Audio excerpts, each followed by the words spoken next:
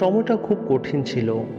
গ্রামে ছোটখাটো ব্যবসা করতাম, কিন্তু মনে হচ্ছিল জীবনে কিছু একটা বদল দরকার।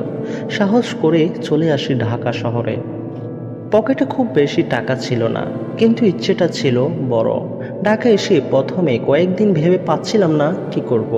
আমার এক পরিচিত ভাই আমাকে বললেন, তুমি একটা ভ্যান ভাড়া নিয়ে ফল বিক্রি করো, আমি তোমাকে সাহায্য করব।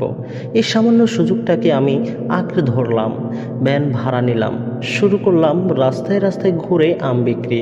শুরুতে তেমন লাভ হচ্ছিল না, কিন্তু নিজেকে বুঝাতাম বেকার বসে থাকলে সব শেষ, কাজ করলে কিছু হবে। একদিন মিরপুরে ভ্যান নিয়ে বসে আছি, হঠাৎ গুলির শব্দ।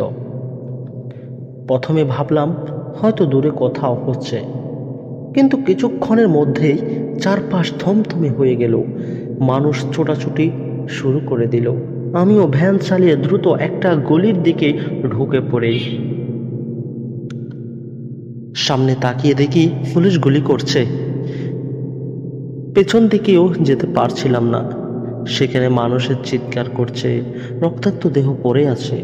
ভয় আর আতঙ্কে শরীর জমে গিয়েছিল। একপাশে একটা ভবনের বারান্দায় একজন দারোয়ান দাঁড়িয়েছিল। উনি চিৎকার করে বললেন, এই ছেলে, ভ্যানটা বাইরে রাখো, আগে নিজের প্রাণ বাঁচাও।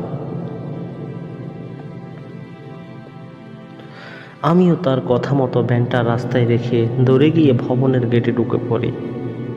কিছুক্ষণ পর জানালা দিয়ে দেখি রাস্তায় রক্ত, কান্না, চিৎকার আর গুলিবিদ্ধ মানুষদের টেনে নিয়ে যাওয়া হচ্ছে। সেদিনের সে ভয়াবহ দৃশ্য আমার জীবনের মোড় ঘুরিয়ে দিয়েছিল। সেই ঘটনার পর আমি কয়েকদিন মানসিকভাবে ভেঙে পড়েছিলাম। নিজেকে বলেছিলাম, ভয় পেয়ে থেমে গেলে জীবন থেমে যাবে। আমি আবার চেষ্টা শুরু করলাম, ছোট পরিসরে, কিন্তু আবার বেশি সচেতনভাবে। আজও আমি দাফে দাফে চেষ্টা করে যাচ্ছি নিজের পায়ে দাঁড়াতে। ভ্যান ভাড়া করেও যে স্বপ্ন দেখা যায় তা আমি প্রমাণ করেছি।